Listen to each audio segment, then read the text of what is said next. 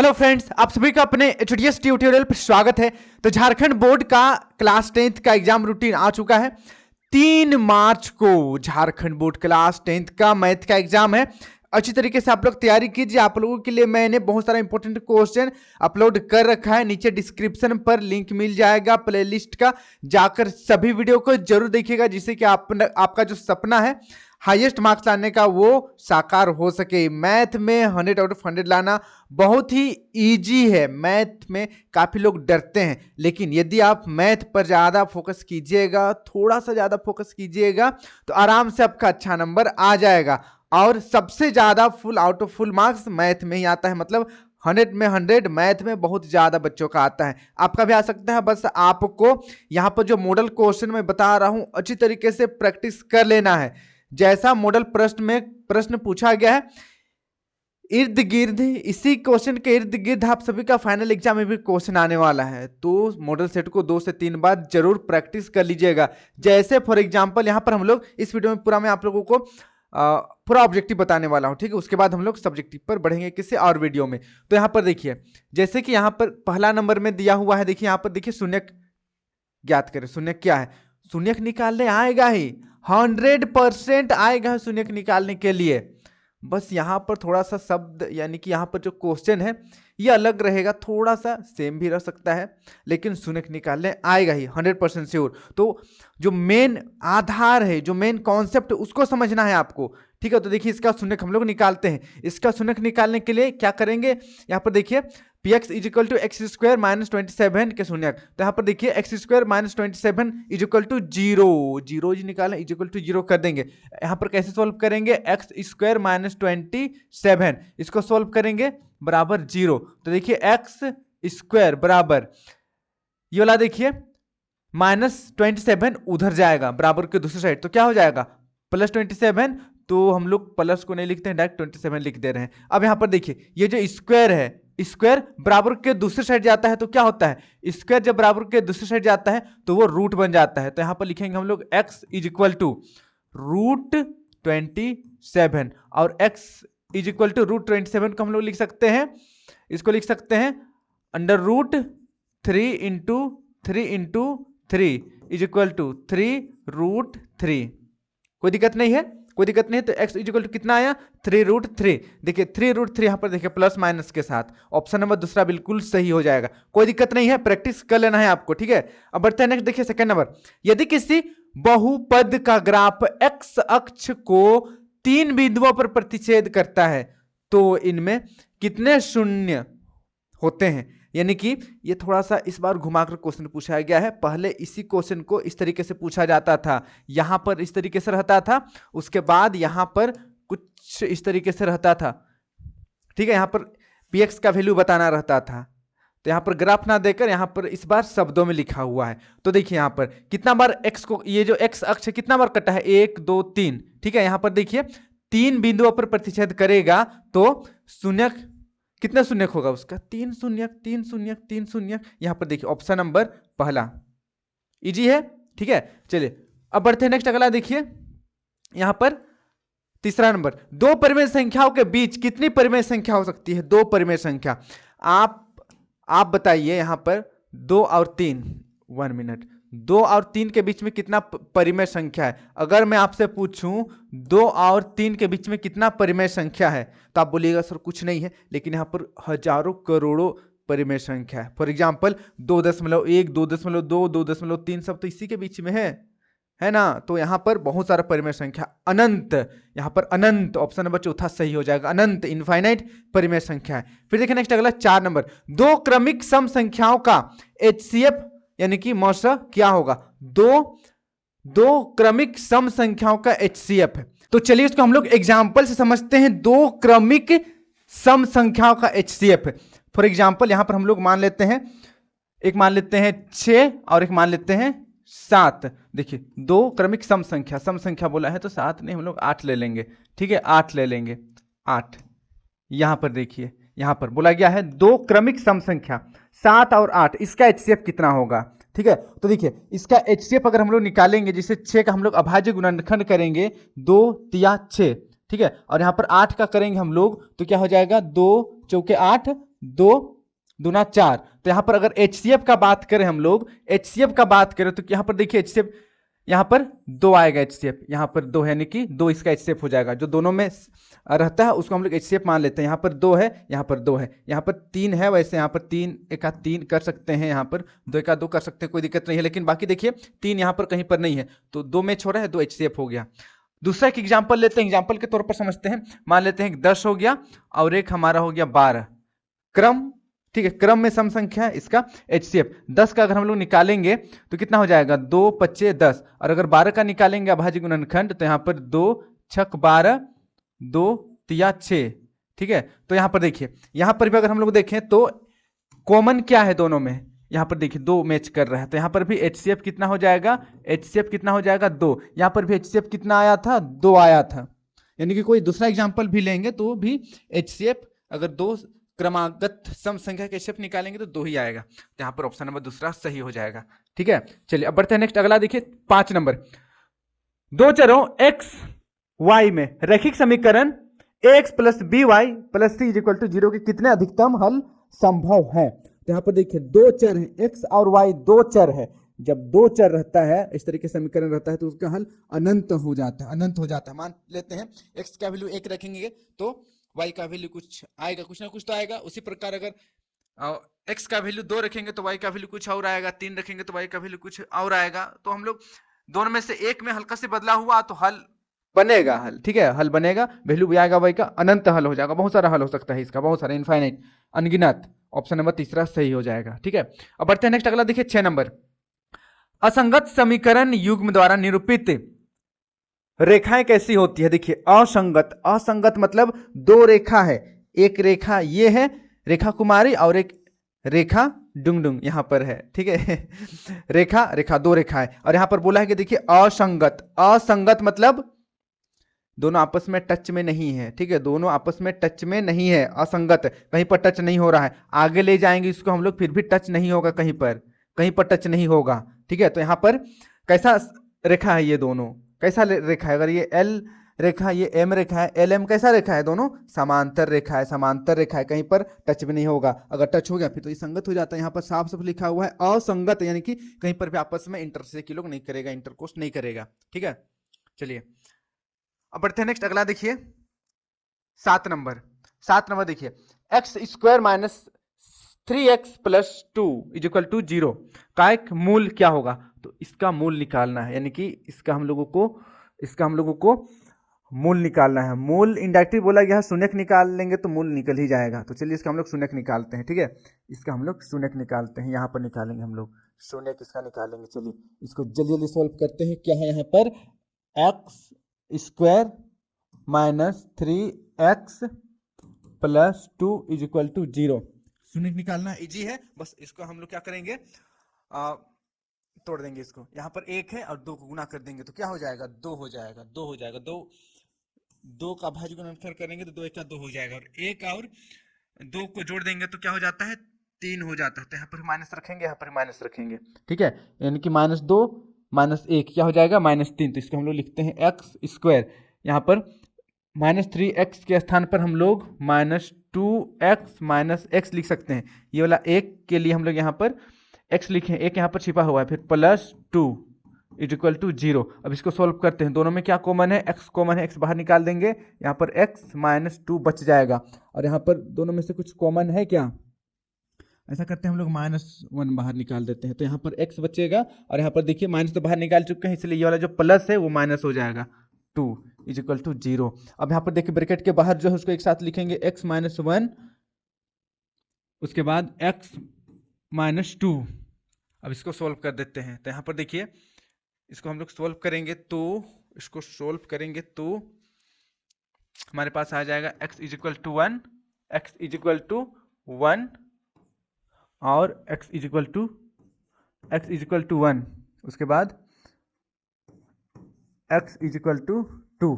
यहाँ पर देखिए, यहाँ पर एक स्टेप मैंने हटा दिया है, ये वाला step, x -1 is equal to 0 और यहाँ पर x -2 इज इक्वल टू 0, ठीक है। तो यहाँ पर देखिए क्या आया, 1 और 2 आया है, 1 और 2 आया है, 1 और 2 आया है, तो कहीं पर 1 और 2 दिख रहा है, 1 और 2 कुछ दिख रहा है। यहाँ पर देखिए 1 तो नहीं है लेकिन 2 है, हमारे पास 2 है, तो यही बिल्कुल सही आंसर हो जाएगा, कोई दिक्कत नहीं है। चलिए अब बढ़ते हैं नेक्स्ट, अगला देखिए यहाँ पर 8 नंबर, 2 लगातार विषम धनात्मक पूर्णांक ज्ञात कीजिए जिसके वर्ग का योग 290 है। यहाँ पर क्या करना है, दो लगातार विषम धनात्मक पूर्णांक ज्ञात करना है। तो चलिए इसको हम लोग सोल्व करते हैं, यहाँ पर सोल्व करेंगे। देखिए 2 लगातार विषम धनात्मक है, तो मान लेते हैं 2 लगातार में से पहला वाला x हो गया और दूसरा हो जाएगा x प्लस वन, ठीक है। 2 लगातार विषम, अच्छा x प्लस वन करेंगे तब तो ये x प्लस वन कर देंगे तब तो ये जो है वो विषम का सम हो जाएगा, तो यहाँ पर भी 2 करना पड़ेगा। पहला संख्या x है, दूसरा संख्या x प्लस 2। फॉर एग्जाम्पल एक हम लोग विषम संख्या लेते हैं 3 में अगर हम लोग 1 जोड़ देते हैं तब तो 4 हो जाएगा, तब तो ये सम हो जाएगा। सम नहीं करना है हम लोगों को क्या करना है, विषम संख्या ही लेना है 2 लगातार, तो यहाँ पर 2 जोड़ देंगे, तो इस तरीके से ये 3 हो जाएगा, 3 पहला, दूसरा हो जाएगा 5। 2 लगातार विषम संख्या है ये, ठीक है, और धनात्मक भी है। तो यहाँ पर हम लोग 2 जोड़े हैं, इसीलिए यहाँ पर हम लोग ये वाला 2 कर दिए हैं। अब क्या लिखा हुआ देखिए, 2 लगातार विषम धनात्मक पूर्णांक ज्ञात कीजिए जिनके वर्गों का योग, इसका वर्ग का योग कितना हो जाएगा, 290। अब इसको सोल्व करना है, चलिए इसको सोल्व करते हैं। सबसे पहले यहाँ पर देखिए एक्स स्क्वायर है तो इसको x square same to same लिख देंगे। उसके बाद यहाँ पर देखिए a प्लस बी का होल स्क्वायर वाला फॉर्मूला है, तो एक्स स्क्वायर प्लस 4 प्लस यहाँ पर 2 2 जा 4x हो जाएगा, ठीक है। a square plus b square plus 2ab, अब यहाँ पर बराबर 290। अब देखिए 2x स्क्वायर को सेम टू सेम लिख देंगे, 2x स्क्वायर प्लस यहाँ पर 4x है। उसके बाद यहाँ पर देखिए दोनों को घटाएंगे तो कितना बचेगा, 286 को बराबर का इधर ले आएंगे तो माइनस 286 हो जाएगा, बराबर इधर 0। अब यहाँ पर हम लोग इसका अभाज्य गुणनखंड कर देते हैं। उससे पहले 2 से कट रहा है तो काट देते हैं, ठीक है, 2 से कट रहा है तो इसको हम लोग काट देते हैं। 2 एका 2, 2 दूना 4, फिर यहाँ पर 2 एका 2, 2 चौके 8, 2 तिया 6, कट जाएगा। तो यहाँ पर आएगा हमारे पास आएगा, देखिए हमारे पास जो आएगा उसको मैं यहाँ पर लिख दे रहा हूँ, एक्स स्क्वायर प्लस यहाँ पर देखिए 2x minus 143 is equal to 0, 143 is equal to 0। अब यहाँ पर देखिए इसको हम लोग सोल्व करेंगे। यहाँ पर 1 है, 1 और 143 को मल्टीप्लाई कर देंगे तो क्या आ जाएगा, 143। फिर इसका अभाज्य गुणनखंड करेंगे तो 11 से करके देखते हैं, 11 का 11, 11 तिया 33, देखिए 11 और 13 आ चुका है। अब 11 और 13 को माइनस प्लस करके 2 लाना है, तो आ जाएगा 13 में 11 माइनस कर देंगे, 13 में 11 माइनस कर देंगे 2 हो जाएगा। तो इसको हम लोग लिख सकते हैं 13 माइनस 11 बराबर 2। तो सेम यहाँ पर लिखेंगे हम लोग 2 के स्थान पर। देखिए पहले एक्स स्क्वायर को लिख लेते हैं, एक्स स्क्वायर फिर यहाँ पर प्लस 13 एक्स, ये वाला 13, उसके बाद माइनस 11 और ये वाला जो एक्स उसको लगाएंगे, दोनों को सोल्व करेंगे तो यहाँ पर 2 ही आएगा, फिर माइनस 143 इज इक्वल टू 0। अब इसको सोल्व करेंगे, दोनों में क्या कॉमन है, x कॉमन है, तो x बाहर निकाल देंगे, फिर अंदर बचेगा x प्लस 13। यहाँ पर दोनों में से क्या कॉमन है, माइनस कॉमन है और 11 कॉमन है, बचेगा अंदर x, ये वाला माइनस निकाल दिया तो अंदर प्लस बच जाएगा, फिर यहाँ पर 13, 143 में देखिए 11 गुना 13 है तो 11 निकाल दिए हैं, 13 बच गया है। अब इसको ब्रैकेट के बाहर वाला x माइनस 11 और यहाँ पर x प्लस 13, ठीक है। अब इसको सोल्व करते हैं, तो इसको सोल्व करते हैं हम लोग, x माइनस 11 बराबर 0, फिर x प्लस 13 बराबर 0। अब यहाँ पर x बराबर देखिए माइनस 11 उधर जाएगा तो प्लस 11 हो जाएगा, और यहाँ पर प्लस 13 उधर जाएगा तो x बराबर माइनस 13 हो जाएगा, माइनस 13 हो जाएगा। यानी कि हमारा यहाँ पर जो x हम लोग लिए थे उसका वैल्यू आ चुका है 11। इसको नहीं लेंगे क्योंकि ये माइनस है, और यहाँ पर साफ साफ लिखा हुआ है क्वेश्चन में धनात्मक, यहाँ पर साफ साफ लिखा हुआ है क्वेश्चन में, देखिए यहाँ पर क्या लिखा हुआ है, धनात्मक लिखा हुआ है, मतलब प्लस वाला संख्या। पहला यहाँ पर देखिए 11 आ चुका है, 11, 11 के अगला 11 में 2 जोड़ देंगे, कहाँ गया, 11 में 2 जोड़ देंगे, ठीक है, तो क्या हो जाएगा 11 12 13, यानी कि 11 पहला और दूसरा 11 जोड़ 2 बराबर 13, 11 और 13 सही आंसर हो जाएगा, 11 और 13, 11 और 13 ऑप्शन नंबर चौथा बिल्कुल सही हो जाएगा, कोई दिक्कत नहीं है। चलिए अब बढ़ते हैं नेक्स्ट, अगला देखिए 9 नंबर, निम्नलिखित में कौन एपी है, कौन एपी है बताना है, समांतर श्रेणी बताना है, कौन है। तो समांतर श्रेणी पता करने का तरीका है, आप माइनस कीजिए, डी निकालिए, पता चल जाएगा। जैसे कि यहाँ पर देखिए, यहाँ पर 16 में 8 माइनस कर देंगे, 16 में 8 माइनस कर देंगे तो 8 बचेगा। उसी प्रकार 8 में 4 माइनस करने से भी 8 बचना चाहिए, 8 में 4 माइनस करने से कितना बच रहा है, 4 बच रहा है, दोनों सेम नहीं है, यानी कि पहला ऑप्शन गलत हो गया। दूसरा देखिए, दूसरा है 27 माइनस 9, 27 माइनस 9 बराबर, यहाँ पर बच जाएगा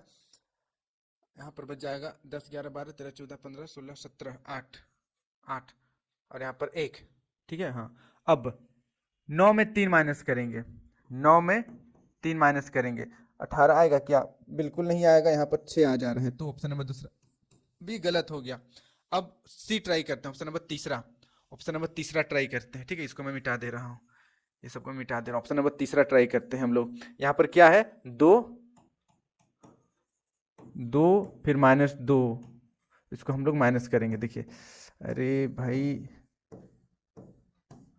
यहाँ पर देखिए, यहाँ पर 2, ये वाला 2 है, फिर फॉर्मूला वाला माइनस करते हैं, उसके बाद -2 है, तो -2 इस तरीके से करना है, ठीक है।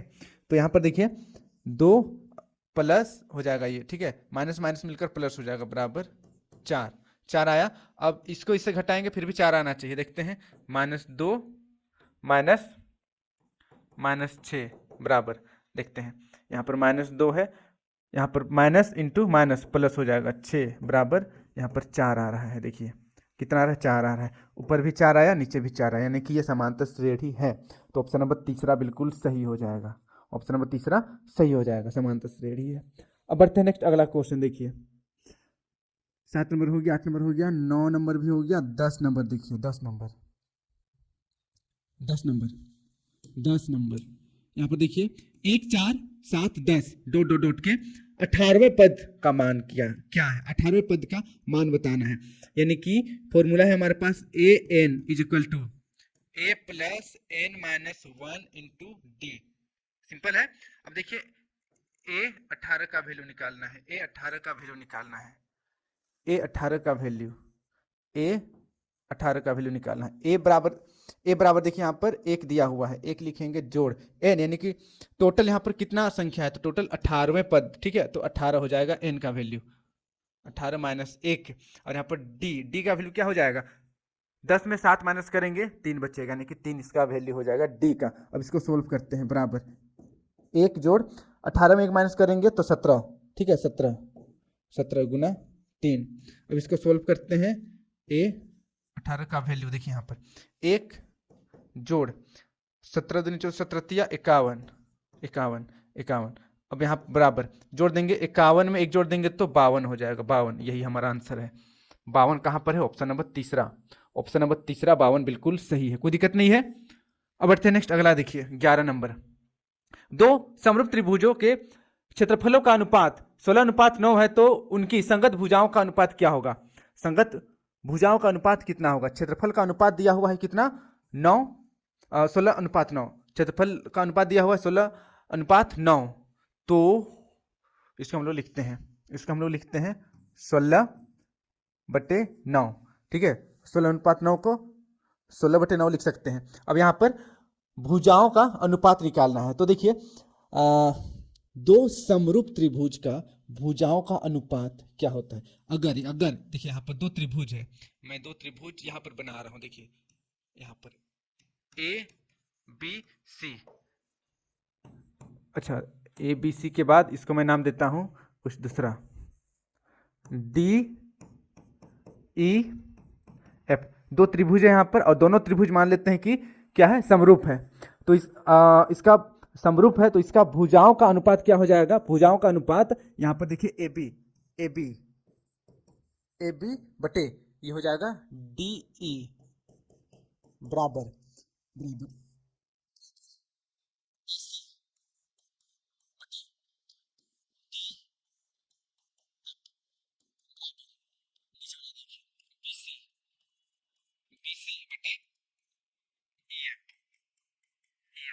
अब हम लोग क्षेत्रफल का अनुपात लिखते हैं, तो त्रिभुज का क्षेत्रफल का अनुपात, एरिया ऑफ त्रिभुज ए बी सी बटे एरिया ऑफ त्रिभुज डी ई एफ बराबर, यहाँ पर क्या हो जाता है, जो संगत भुजा है उसका स्क्वायर के बराबर हो जाता है अनुपात में। तो यहाँ पर हम लोग लिख सकते हैं कोई भी एक भुजा को मान लेते हैं ए बी बटे डी ई इसका वर्ग, ठीक है, इसका वर्ग। अब हम लोग वैल्यू पुट करते हैं। देखिए ये जो अनुपात है उसका वैल्यू दिया हुआ है 16/9, 16/9 बराबर, यहाँ पर देखिए ए बी बटे डी ई। अब देखिए स्क्वायर जब बराबर के दूसरे साइड आता है तो क्या हो जाता है, रूट हो जाता है, रूट, तो यहाँ पर रूट हो जाएगा। अब इसको हम लोग सोल्व करेंगे तो 16 का रूट निकालेंगे तो 4 हो जाएगा, 9 का निकालेंगे तो 3 हो जाएगा, बराबर ए बी बटे डी ई, इस तरीके से। तो वैल्यू क्या आया, भुजा का जो अनुपात होगा क्या होगा, 4:3। इसको लिख सकते हैं 4:3, यही आंसर है हमारा, 4:3, 4:3। ऑप्शन नंबर तीसरा बिल्कुल सही हो जाएगा। कोई दिक्कत नहीं है, इजी है, बस ये जो कॉन्सेप्ट सब है इस सबको आपको प्रैक्टिस करना पड़ेगा। अब बढ़ते हैं नेक्स्ट, अगला देखिए 12 नंबर। समचतुर्भुज के विकर्ण 6 सेंटीमीटर और 8 सेंटीमीटर है, प्रत्येक भुजा ज्ञात करना है, ठीक है, प्रत्येक भुजा की लंबाई निकालना है। तो यहाँ पर देखिए इसको हम लोग यहाँ पर सोल्व करते हैं, इसको हम लोग इधर सोल्व करते हैं, यहाँ पर देखिए, यहाँ पर तुरंत हो जाएगा। समचतुर्भुज मान लेते हैं ये एक समचतुर्भुज है, इस तरीके से एक समचतुर्भुज है ए बी सी डी, और जिसका विकर्ण चलिए मैं ग्रीन कलर से बना दे रहा हूँ। विकर्ण, ये एक विकर्ण है और ये एक दूसरा विकर्ण है, ठीक है, दूसरा विकर्ण है। विकर्ण का जो लंबाई है वो दिया हुआ है, मान लेते हैं ये वाला 6 सेंटीमीटर है, इधर बी डी बराबर 6 सेंटीमीटर, ठीक है, बी डी बराबर 6 सेंटीमीटर, बी डी बराबर 6 सेंटीमीटर बराबर। उसके बाद देखिए ए सी बराबर 8 सेंटीमीटर, 8 सेंटीमीटर दिया हुआ है ये वाला, ठीक है। अब देखिए जो विकर्ण होता है वो एक दूसरे को समद्विभाजित तो करता ही है, तो यहाँ पर ए मान लेते हैं, यहाँ पर ओ है बिंदु, ये वाला जो बिंदु है ओ है, तो ए ओ बराबर ओ सी हो जाएगा। उसके बाद डी ओ बराबर ओ बी हो जाएगा, ये वाला भुजा इससे बराबर हो जाएगा, ये वाला भुजा इससे बराबर हो जाएगा, ठीक है। और यहाँ पर 90 डिग्री का कोण बनेगा, 90 डिग्री का कोण बनेगा। तो यहाँ पर देखिए त्रिभुज बन रहा है ए ओ बी, त्रिभुज ए ओ बी में, ए ओ बी में, यहाँ पर देखिए त्रिभुज ए ओ बी में एक त्रिभुज ए ओ बी में त्रिभुज ही है, चलिए कोई दिक्कत नहीं, पाइथागोरस थ्योरम हम लोग अप्लाई कर देते हैं। तो ए बी बराबर अंडर रूट आधार स्क्वायर जोड़ लंब स्क्वायर हो जाएगा। तो आधार यानी कि यहां से लेकर यहां तक कितना हो जाएगा, पूरा यहां से यहां तक 6 है, तो 6 का आधा 3 हो जाएगा, तो 3 का स्क्वायर हम लोग डायरेक्ट लिख देते हैं, जोड़। उसके बाद ए सी कितना है, 8 है पूरा, लेकिन ये जो है मध्य बिंदु है तो ऊपर 4 होगा नीचे 4 होगा, तो यहाँ पर 4 स्क्वायर। अब इसको सोल्व कर देते हैं हम लोग, अंडर रूट 3 × 9 जोड़ 4 × 4 = 16, दोनों को जोड़ देंगे तो रूट 25 हो जाएगा। अब ए बी बराबर 25 रूट 25 का हम लोग इसको 5 × 5 कर देंगे तो 5 आ जाएगा, यानी कि 5 सेंटीमीटर हमारा ए बी है, ए बी 5 सेंटीमीटर है। और यहाँ पर क्या लिखा हुआ है, यहाँ पर क्या लिखा हुआ है, समचतुर्भुज, यानी कि सभी भुजा 5-5 सेंटीमीटर का होगा, सब बराबर होगा, ठीक है, 5-5 सेंटीमीटर, तो 5, ऑप्शन नंबर तीसरा बिल्कुल सही हो जाएगा। कोई दिक्कत नहीं है, इजी है, बस आप लोगों को प्रैक्टिस करना है। फिर देखिए नेक्स्ट 13 नंबर, 13 नंबर, दो अक्षों के प्रतिच्छेदी बिंदु को कहते हैं? दो अक्षों के प्रतिच्छेदी बिंदु को क्या कहते हैं? दो अक्षों के प्रतिच्छेदी बिंदु को, ये एक्स अक्ष वाई अक्ष, ठीक है, एक्स अक्ष वाई अक्ष, प्रतिच्छेदी बिंदु को क्या बोलते हैं? मूल बिंदु। मूल बिंदु, ऑप्शन नंबर दूसरा सही हो जाएगा।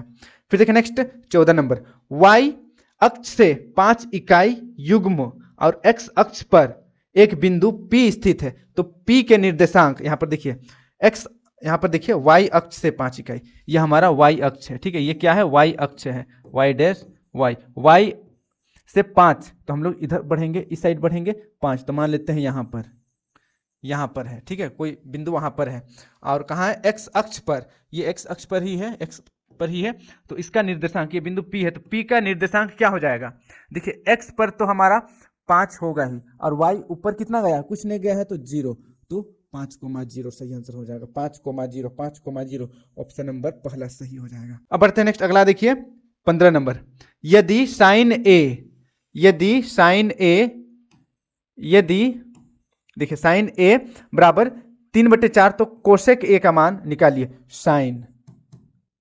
साइन ए बराबर होता है P/H, और कोसेक बराबर होता है H/P, और इसका वैल्यू देखिए, साइन ए का वैल्यू दिया हुआ है 3/4 बराबर 3/4, तो इसका जस्ट उल्टा कर देंगे हम लोग 4/3, यानी कि P का वैल्यू 3 है, H का वैल्यू 4 है, तो H का वैल्यू 4 देखिए, 3 P का वैल्यू लिख चुके हैं, तो यही आंसर हो जाएगा हमारा 4/3। कहाँ है भाई? 4/3 है यहाँ पर, देखिए ऑप्शन नंबर पहला सही हो जाएगा। सिंपल है, ठीक है, बस जो रेशियो है उसको याद कर लेना है, साइन कोस सबका।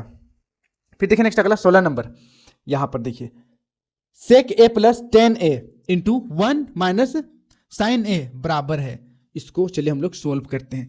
तो यहां पर देखिए, यहां पर क्या लिखा हुआ है?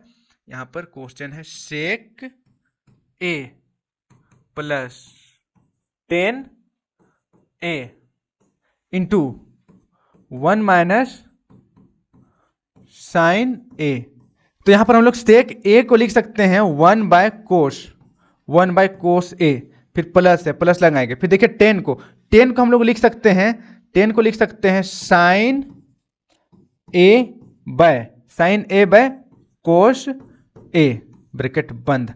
अब इधर जो है उसको लिख देंगे 1 माइनस साइन ए। अब इसको सोल्व करेंगे, देखिए यहां पर कोस ए एलसीएम निकालेंगे तो क्या हो जाएगा? कोस ए, और यहां पर ऊपर सेम टू सेम कर देंगे क्योंकि नीचे सेम है, ठीक है, तो 1 प्लस साइन ए, सिंपल। उसके बाद यहां पर देखिए क्या है? इंटू 1 माइनस साइन ए। अब देखिए यहां पर 1 प्लस साइन ए इंटू 1 माइनस साइन ए प्लस बी इंटू ए माइनस बी का फॉर्मूला क्या होता है? यहां पर देखिए ए प्लस माइनस आगे पीछे कर सकते हैं, कोई दिक्कत है नहीं। वैसे a minus b into a plus b is equal to क्या होता है? A square minus b square, यही होता है। तो इसको हम लोग यहाँ पर अप्लाई करेंगे तो क्या हो जाएगा? 1 का स्क्वायर प्लस यहाँ पर प्लस नहीं माइनस, ठीक है, ये वाला देखिए फॉर्मूला में क्या है? यहाँ पर माइनस है, माइनस बी स्क्वायर यानी कि साइन स्क्वायर ए बटे यहां पर देखिए नीचे क्या हो जाएगा? कोस ए। अब देखिए इसके आगे 1 माइनस साइन स्क्वायर ए का फॉर्मूला क्या हो जाता है? कोस स्क्वायर ए बटे नीचे भी क्या है? देखिए कोस ए। अब कोस स्क्वायर मतलब कोस गुना कोस को दो, यानी कि जो कोस है वो 2 बार है तो 1 बार कट जाएगा। क्या बचेगा फाइनली? हमारे पास फाइनल बचेगा कोस ए, तो यही हमारा आंसर है, कोस ए, यही हमारा आंसर है, कोस ए। यहां पर देखिए कोस ए, ऑप्शन नंबर दूसरा। अब बढ़ते हैं नेक्स्ट, हम लोग देखिए 17 नंबर का क्वेश्चन है, यदि tan a बराबर √3 तो a का वैल्यू क्या होगा? यहां पर क्या है? tan a बराबर √3 है, तो देखिए tan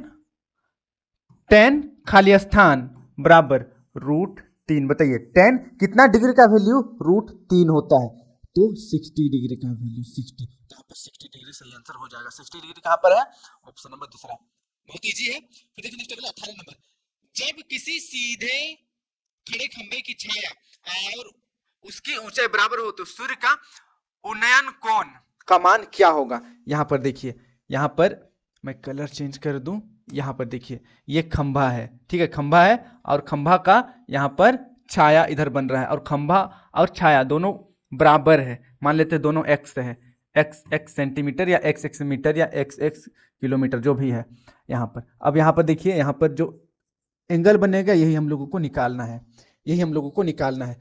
तो अगर हम लोग टेन थीटा ले लें, टेन थीटा बराबर पी बाय बी, ठीक है। तो यहाँ पर परपेंडिकुलर कितना है, परपेंडिकुलर यहाँ पर हम लोग किसी भी एक को ले लेते हैं, एक्स बटे एक्स, बेस भी तो एक्स है, दोनों कट जाएगा तो क्या बचेगा, एक, क्या बचेगा, एक बचेगा, एक, यानी कि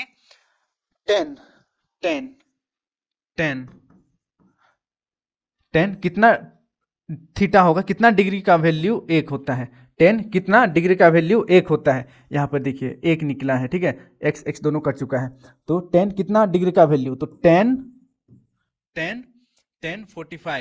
45 का वैल्यू एक होता है, तो 45 आंसर हो जाएगा, 45 10 45 किधर, यहाँ पर ऑप्शन नंबर दूसरा, ऑप्शन नंबर दूसरा, ठीक है। अब बढ़ते हैं नेक्स्ट अगला, देखिए 19 नंबर, अर्धवृत्त पर कोण कितने डिग्री का होता है, अर्धवृत्त पर कोण कितने डिग्री का होता है, अर्धवृत्त पर कोण हमेशा समकोण होता है, 90 डिग्री का होता है, 90 डिग्री, ऑप्शन नंबर चौथा। इस तरीके से एक अर्धवृत्त है, ठीक है, अर्धवृत्त है, यहाँ पर अगर हम लोग कोण बनाएंगे, जैसे यहाँ पर पहला कोण यहाँ बन गया तो यहाँ पर 90 डिग्री बनेगा, दूसरा कोण यहाँ बन गया तो यहाँ पर भी 90 डिग्री का कोण बनेगा, तीसरा कोण यहाँ बन गया मान लेते हैं तो यहाँ पर भी 90 डिग्री का बनेगा, ऐसे बन गया तो यहाँ पर भी 90 डिग्री का कोण बनेगा, पूरा में 90 डिग्री का कोण बनता है, 90 डिग्री सही आंसर हो जाएगा। फिर देखिए 20 नंबर, यदि दो वृत्तों के केंद्रों के मध्य दूरी उनकी त्रिज्याओं के योग के तुल्य हो तो उनकी उभयनिष्ठ स्पर्श रेखाओं की संख्या कितनी होगी। मान लेते हैं दो वृत्त है, पहला वृत्त ये है और दूसरा वृत्त ये है, ठीक है। अब यहाँ पर बोला गया है कि केंद्रों के मध्य, यहाँ पर केंद्रों के मध्य दूरी उनके त्रिज्या के योग, यानी कि एक त्रिज्या दूसरा त्रिज्या दोनों को जोड़ देंगे तो दूरी निकल जाएगा, यही बोला जा रहा है, सिंपल है, दोनों त्रिज्या का योग, पहला त्रिज्या दूसरा त्रिज्या को जोड़ देंगे तो दोनों केंद्र के बीच की दूरी निकल जाएगा, यानी कि दोनों वृत्त सटा हुआ है, ठीक है, सटा हुआ है, टच में है, स्पर्श है। तो यहां पर बोला गया है कि दोनों वृत्त में स्पर्श रेखा कितना पार हो सकता है, यानी कि कितना ऐसी रेखा पार हो सकता है जो दोनों वृत्त को टच करे, ऐसी कितनी स्पर्श रेखाएं यहाँ पर पार हो सकता है, हम लोग ड्रॉ कर सकते हैं जो दोनों वृत्त को टच करे। चलिए हम लोग रेखा बनाने की कोशिश करते हैं, फिर से यहाँ पर रेखा कुमारी का बात करेंगे हम लोग, ठीक है। तो यहाँ पर देखिए एक रेखा, तो ओ भाई टेढ़ा हो जा रहा है, अरे ऐसे ना करो, यहाँ पर देखिए एक रेखा यहाँ से है, इस तरीके से जाएगा, इस तरीके से, यानी कि यहाँ पर से जाएगा, ठीक है। दूसरा रेखा, पहला हो गया, दूसरा रेखा यहाँ से जाएगा, इस तरीके से। देखिए एक ही रेखा है जो दोनों वृत्त को टच हो रहा है, नीचे भी एक रेखा है जो दोनों वृत्त को टच कर रहा है, और एक यहाँ से भी हम लोग रेखा बना सकते हैं कुछ इस तरीके से जो दोनों वृत्त को टच करेगा। कितना रेखा बन गया, यहाँ पर एक रेखा, यहाँ पर ये वाला हो गया दो रेखा, और ये वाला तीन हो गया तीसरा रेखा, तीन रेखा। तो कितनी रेखा खींच सकते हैं, तीन रेखा। तो यहाँ पर ऑप्शन नंबर तीसरा देखिए, तीन रेखा लिखा हुआ है, यही सही आंसर हो जाएगा, ऑप्शन नंबर तीसरा। अब बढ़ते हैं नेक्स्ट अगला, देखिए 21 नंबर, वृत्त के केंद्रों से समदूरस्थ जीवा आपस में क्या होता है। वृत्त के केंद्र से, एक वृत्त है, यहां से एक जीवा यहां पर है, ठीक है, मान लेते हैं यहां से यहां तक 4 सेंटीमीटर है, और अगर 4 सेंटीमीटर पर और एक हम लोग जीवा बना दें, और एक जीवा बना दें, और एक जीवा बना दें 4 सेंटीमीटर पर, तो क्या दोनों जीवा आपस में बराबर होगा या नहीं होगा, या क्या होगा। तो यहाँ पर दोनों जीवा बराबर होगा। मान चलिए ये वाला जीवा 10 सेंटीमीटर का है, 10 सेंटीमीटर, तो ये जीवा भी 10 सेंटीमीटर का हो जाएगा, ठीक है। तो यहाँ पर इक्वल हो जाएगा, समान हो जाएगा, ऑप्शन नंबर दूसरा। अब बढ़ते हैं नेक्स्ट अगला, देखिए 22 नंबर, दो गोले के आयतन का अनुपात 8:27 है, उनके पृष्ठ क्षेत्रफल का अनुपात क्या होगा। तो चलिए इसको हम लोग सोल्व करते हैं, यहाँ पर जगह अच्छा खासा है, इसी को मैं यूज करूंगा अगला मैथ बनाने के लिए। चलिए यहाँ पर देखिए, यहाँ पर लिखा हुआ है दो गोले का आयतन। दो गोले का आयतन, गोले का आयतन क्या होता है? गोले का आयतन का फॉर्मूला होता है 4/3 पाई आर क्यूब। तो यहां पर देखिए गोले का आयतन का अनुपात 8:27 दिया हुआ है। तो यहां पर हम लोग मान लेते हैं पहला गोला यहां पर 4/3 पाई आर क्यूब, पहला गोला का आयतन, बटे दूसरा गोला का आयतन 4/3 पाई आर क्यूब। अनुपात में दिया हुआ है, देखिए आयतन का अनुपात 8:27 है, तो 8/27 लिख देंगे। अब इसको सोल्व करेंगे, यहाँ पर आर का वैल्यू निकालेंगे, उसके बाद गोले का जो पृष्ठ क्षेत्रफल है उसमें पुट कर देंगे वैल्यू।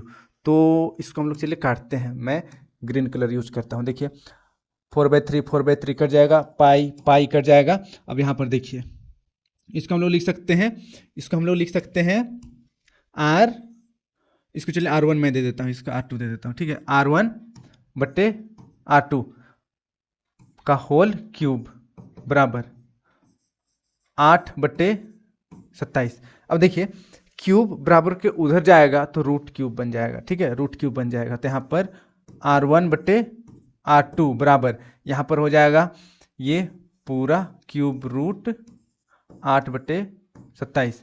इसको सोल्व करेंगे 8 ऐसे, देखिए यहाँ पर क्यूब रूट 8, इसको सोल्व करेंगे तो क्यूब रूट और क्यूब रूट 2 3 नहीं 2, यहाँ पर देखिए 2 इंटू 2 हो जाएगा। तो यहाँ पर हम लोग 2 बाहर निकाल देंगे, यहाँ पर 3 है, लेकिन 3 का ग्रुप में से 1 निकालते हैं, ठीक है। तब यहाँ पर हम लोग लिखेंगे 2 बटे, उसी तरीके से क्यूब रूट 27 का वैल्यू हो जाता है 3। यहाँ पर देखिए R1 का वैल्यू 2 आया है और R2 का वैल्यू 3 आया है। अब हम लोग क्या करेंगे, गोले का पृष्ठ क्षेत्रफल, गोले का पृष्ठ क्षेत्रफल, यहाँ पर देखिए गोले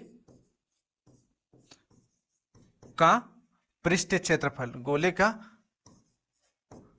पृष्ठीय क्षेत्रफल बराबर फॉर्मूला होता है 4 पाई आर स्क्वायर, ठीक है। तो यहाँ पर अनुपात निकालेंगे तो ऊपर लिखेंगे 4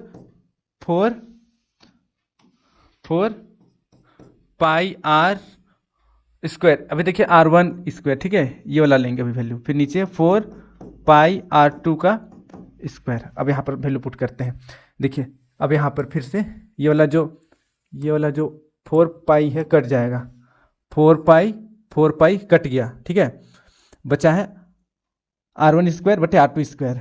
अब देखिए R1 का वैल्यू कितना है, 2 है, तो 2 का स्क्वायर करेंगे बटे R2 कितना है 3, तो 3 का स्क्वायर बराबर 2 दूना 4 बटे 3 तिया 9, यानी कि क्षेत्रफल का अनुपात 4/9, मतलब 4:9, 4:9 सही आंसर हो जाएगा, 4:9। इसको लिख सकते हैं हम लोग 4:9, तो ऑप्शन नंबर चौथा सही हो जाएगा, ठीक है। इस प्रकार से इसको आप लोग बना सकते हैं। चलिए अब बढ़ते हैं नेक्स्ट, अगला देखिए, अगला 23 नंबर देखिए, 23 नंबर, गोले का वक्र पृष्ठ क्षेत्रफल 144 पाई है, पाई वर्ग सेंटीमीटर है, तो इसकी त्रिज्या क्या होगी? सेम 22 नंबर के जैसे देखिए, वक्र पृष्ठ क्षेत्रफल का फॉर्मूला क्या होता है, 4 pi r square, 4 pi r square बराबर वैल्यू कितना दिया हुआ है, देखिए 144 पाई दिया हुआ है, तो पाई पाई कट जाएगा। अब 4 को हम लोग उधर ले जाएंगे, ससुराल ले जाएंगे, तो आर स्क्वायर बराबर 144 बटे, यहाँ पर देखिए गुना में था तो इधर आकर बटे हो जाएगा, इसको काट देंगे तो आर स्क्वायर बराबर 4 का 4, 4 तिया 12, 4 5 20, 4 6 24, तो यहाँ पर 36 हो जाएगा। अब देखिए आर बराबर, यहाँ पर स्क्वायर को उधर ले जाएंगे दूसरे साइड 36 के साइड, तो रूट बन जाएगा रूट 36, तो r is equal to root 36 का वैल्यू 6, 6 चक 36 होता है 6, तो 6 सेंटीमीटर, 6 सेंटीमीटर आंसर हो जाएगा। 6 सेंटीमीटर कहाँ है, ऑप्शन नंबर पहला में है, इजी है।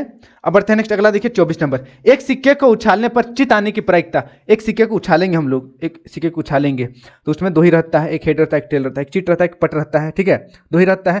तो दोनों आने का प्रायिकता क्या हो जाएगा, मतलब दोनों में से एक आने की प्रायिकता आधा हो जाएगा। दो ही चीज है तो आधा हो जाएगा, तो आधा ऑप्शन नंबर दूसरा सही हो जाएगा। आधा आधा 50% चांस से जीत आएगा, 50% चांस से पट आएगा, ठीक है, तो ऑप्शन नंबर दूसरा सही हो जाएगा। फिर देखिए नेक्स्ट अगला 25 नंबर। निश्चित घटना की प्रायिकता बहुत इंपॉर्टेंट है, प्रायिकता से देखिए 2-3 क्वेश्चन आ रहा है, अच्छी तरीके से कर लीजिएगा। देखिए निश्चित घटना की प्रायिकता हमेशा एक होता है, ऑप्शन नंबर चौथा, ऑप्शन नंबर चौथा एक, निश्चित घटना की प्रायिकता एक है, ठीक है।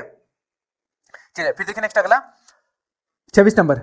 एक पासे को उछाला जाता है तो सम आने की प्रायिकता, सम आने की प्रायिकता, पासा में क्या क्या संख्या रहता है, 1 2 3 4 5 और 6, इसमें से सम कौन कौन है, 2 4 6, टोटल सम संख्या कितना है 3, टोटल यहाँ पर परिणाम कितना है 6, काट देंगे तो 1/2 आ जाएगा, यही हमारा आंसर हो जाएगा, 1/2 1/2, ये वाला ऑप्शन नंबर पहला सही हो जाएगा।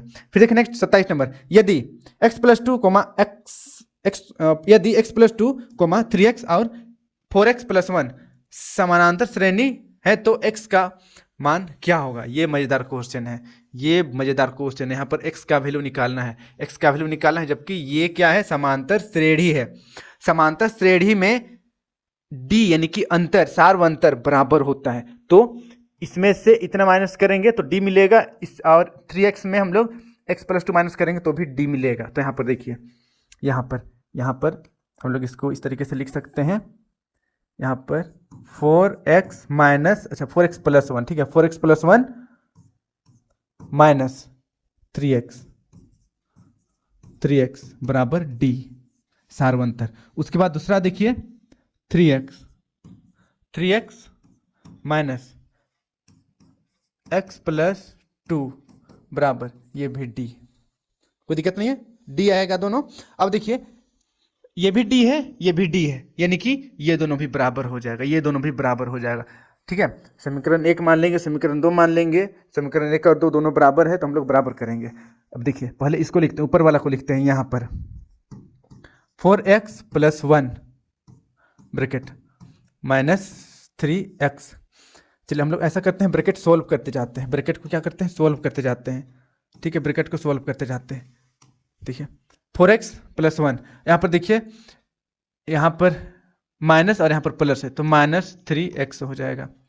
फिर बराबर इसको लिखेंगे अभी हम लोग 3x, यहाँ पर देखिए माइनस, यहाँ पर plus, minus plus minus x, फिर यहाँ पर देखिए माइनस और यहाँ पर प्लस, माइनस प्लस -2, यहाँ पर देखिए +2 था वो -2 होगा, क्यों, क्योंकि बाहर माइनस है।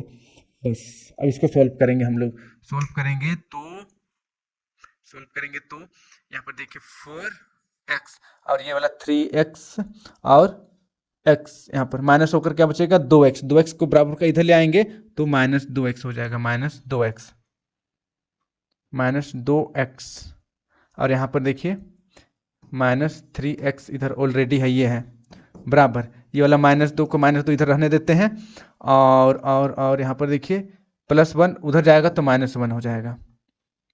अब इसको सॉल्व करते हैं, 4 में 2 माइनस करेंगे तो कितना बचेगा, 2 बचेगा, 2 में फिर से 3x माइनस करेंगे तो -x बचेगा बराबर, यहाँ पर टोटल -3 हो जाएगा, माइनस कट जाएगा, x बराबर 3 आ गया, x बराबर 3, तो यहाँ पर x का वैल्यू कितना आएगा, x का वैल्यू 3,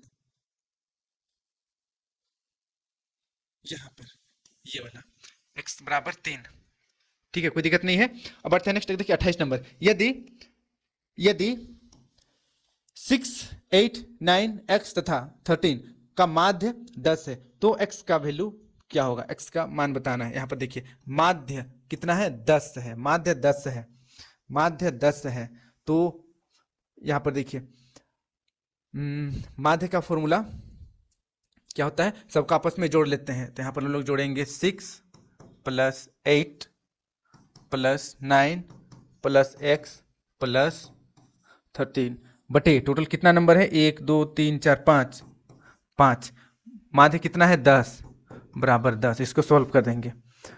5 को उधर ले जाएंगे तो 10 के साथ गुना हो जाएगा, 50 हो जाएगा। ठीक है, और यहाँ पर हम लोग जोड़ते हैं इसको, 6 और 8 14, 14 और 9 23, 23 और 13, 23 और 13 6 और 23 और 13 3, 36 हो जाएगा। 36 के बाद देखिए यहाँ पर प्लस x है बराबर 5 को उधर ले जाएंगे 50 तो 50 हो जाएगा, यहाँ पर 50।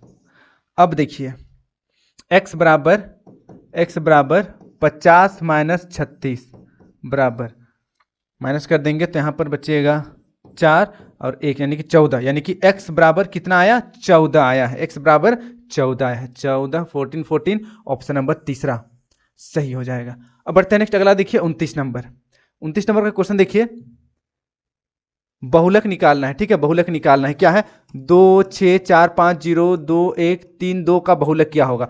तो सबसे ज्यादा बार रिपीट कौन सा संख्या हुआ है, देखिए सबसे ज्यादा बार रिपीट 2, यहाँ पर 1 बार 2 बार 3 बार, 2 सबसे ज्यादा बार रिपीट हुआ है तो 2 इसका सही आंसर हो जाएगा, ऑप्शन नंबर पहला सही आंसर हो जाएगा। फिर देखिए नेक्स्ट 30 नंबर, 8 7 12 15 10 9 11 का माध्यिका निकालिए। ये भी इंपॉर्टेंट क्वेश्चन है, तो चलिए इसको सॉल्व करते हैं। माध्यिका निकालने के लिए सबसे पहले इसको हम लोग आरोही क्रम में लिखेंगे। तो आरोही क्रम में सबसे छोटा कौन है, 7, उसके बाद 7 के बाद 8, 8 के बाद 9, 9 के बाद 10, 10 के बाद 11, 11 के बाद 12, 12 के बाद 15, 1 2 3 4 5 6 7, 1 2 3 4 5 6 7 सब लिख लिया मैंने। ठीक है, अब यहाँ पर देखिए, यहाँ पर विषम संख्या है, तो विषम संख्या 1 2 3 4 5 6 7 7 विषम संख्या है, तो विषम संख्या का माध्यिका निकालने का फॉर्मूला होता है n+1/2।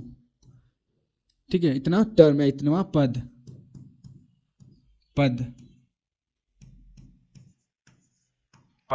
अब देखिए n बराबर, इसको सॉल्व करते हैं। n कितना है टोटल, यहाँ पर 7 है, जोड़ 1/2। इस तरीके से आपको अगर सब्जेक्टिव रहेगा तो पूरा लिखना पड़ेगा पद। अब यहाँ पर इसको सॉल्व करते हैं हम लोग, 7 में जोड़ देंगे तो 8 बचेगा, 8/2 बराबर 4, यानी कि चौथा